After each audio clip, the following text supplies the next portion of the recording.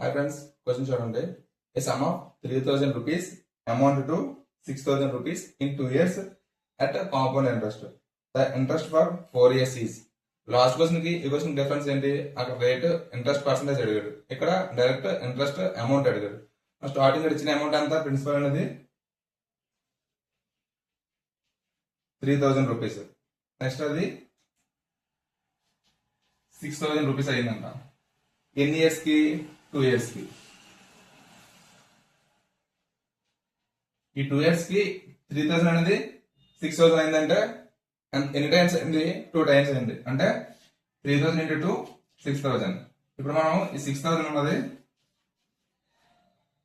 Next 2 years కి ఎంత amount అవుతుంది?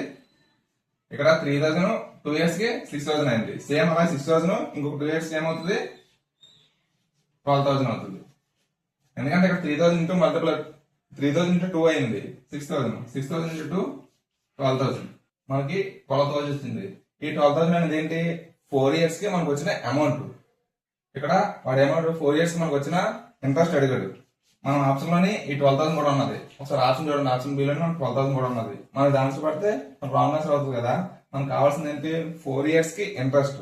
ఇక్కడ స్టార్టింగ్ ప్రిన్సిపల్ అంతా 3,000, అదనేది 12,000 అయింది. అంటే మనకి ఇంట్రెస్ట్ ఎంత వచ్చింది? ఈ అమౌంట్ నుంచి ప్రిన్సిపల్ తెస్తే కదా మనకి ఇంట్రెస్ట్ వస్తుంది.